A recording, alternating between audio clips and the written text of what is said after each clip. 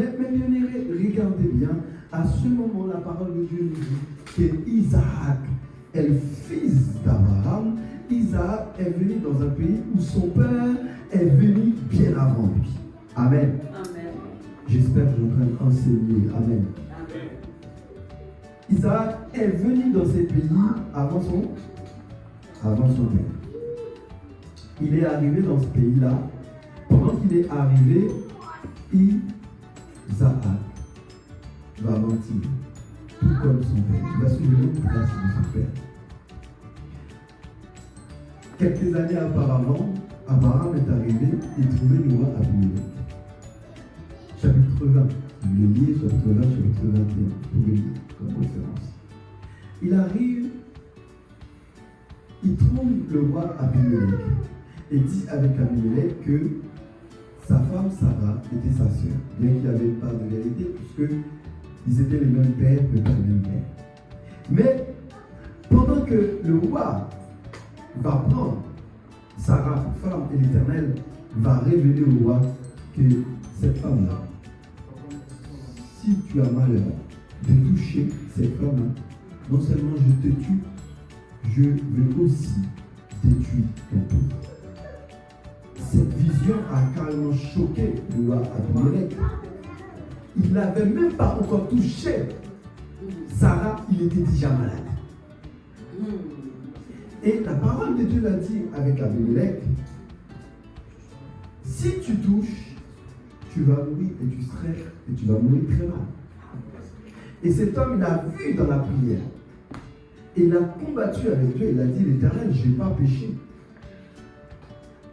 Je n'ai pas péché. Je n'ai rien touché.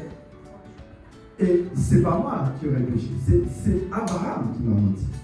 L'Éternel a dit avec Abimelech, t'inquiète pas. Je sais que ton cœur est propre, ton cœur est serein. Alors, je ne veux pas t'en partir. Malgré que tu serais malade, puisque tu as pris quand même la femme qui n'était pas à toi. Mais tu vas demander avec Abraham d'intercéder pour toi afin que tu sois guéri. Il va intercéder pour Abraham. Regardez bien ce que l'Éternel va faire. L'Éternel va pousser le roi à tomber malade. Pourquoi? Pour qu'il puisse aller chercher Abraham, non comme un ennemi, mais comme un ami.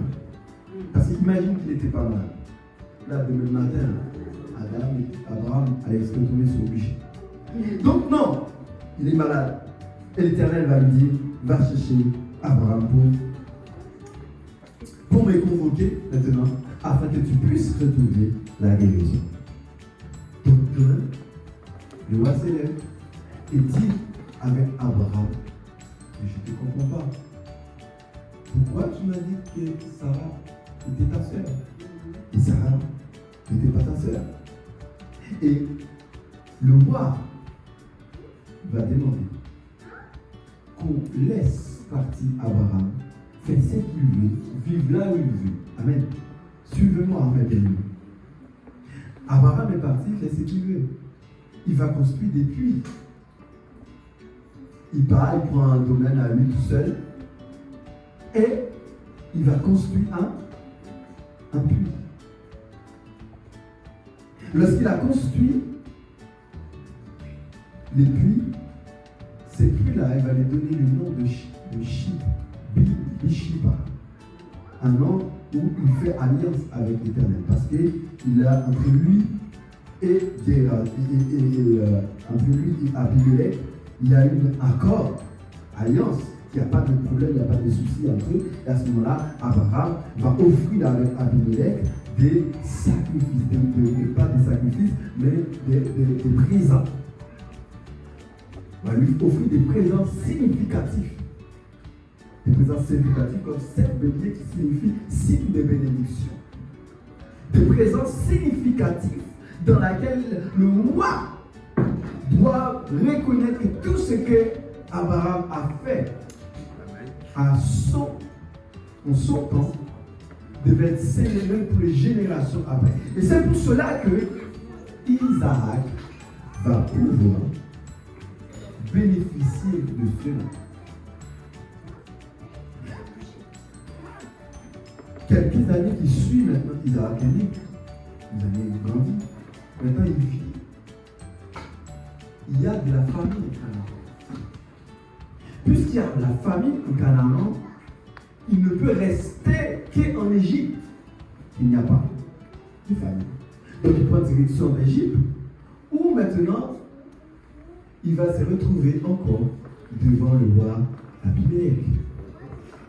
Le roi Abimelech maintenant va voir Isaac avec Rebecca. Et Isaac va dire que Rebecca, ce n'est pas sa femme, mais c'est sa sœur.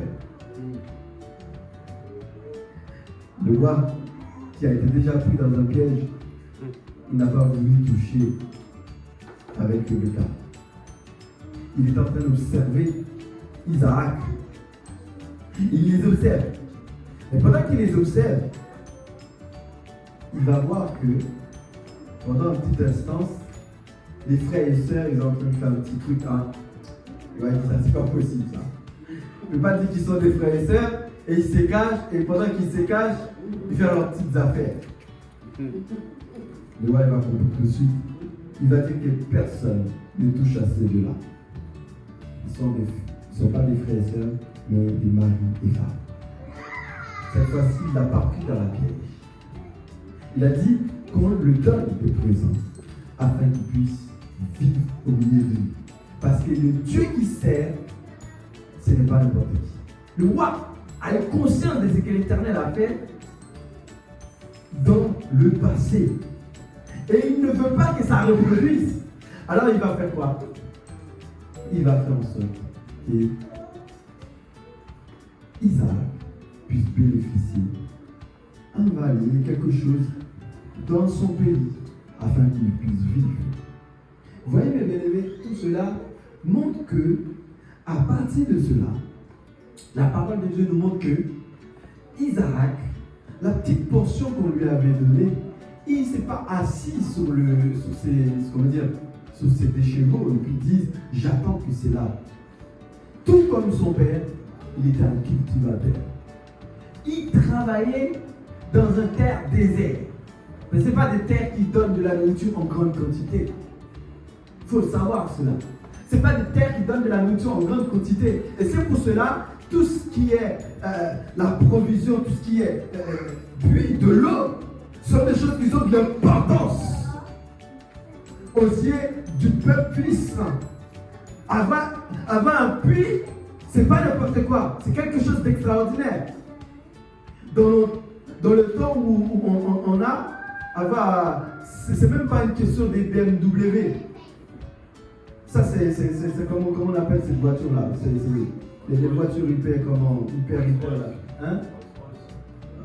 Je ne connais pas ce mot-là. Des voitures qui, si je veux mettre les puits de l'ancien temps avec quelque chose qui est important de ce temps-là. Tesla. Oui, on peut dire Tesla, mais encore même mieux. Hein? Je ne sais pas après, je ne demande pas. Mais si tu comprends, c'est cela. Quelque chose de très très important. Parce qu'il avait un puits. Maintenant, la parole de Dieu nous montre que c'est un chaînement que Dieu est en train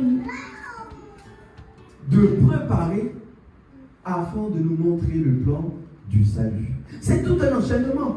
Ce n'est pas n'importe quoi. Pourquoi? Parce que l'Éternel sait particulièrement qu'il avait un plan pour nous.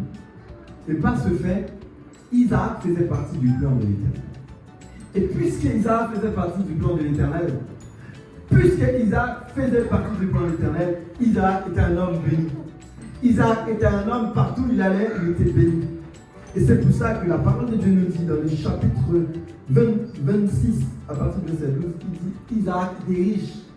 Il n'était pas riche parce qu'il était dans le monde. Il n'était pas riche parce qu'il avait ses gris-gris. Il était riche parce que l'Éternel était avec lui. Donc on peut comprendre que c'est une représentation flagrante, l'histoire où il avait les puits. Voyez-vous, là, quand on parle des puits et de l'eau, je ne sais pas à quoi ça vous fait penser, Mais dès qu'on parle des puits, mes bien-aimés, il faut savoir que les puits a une image très significative devant Dieu.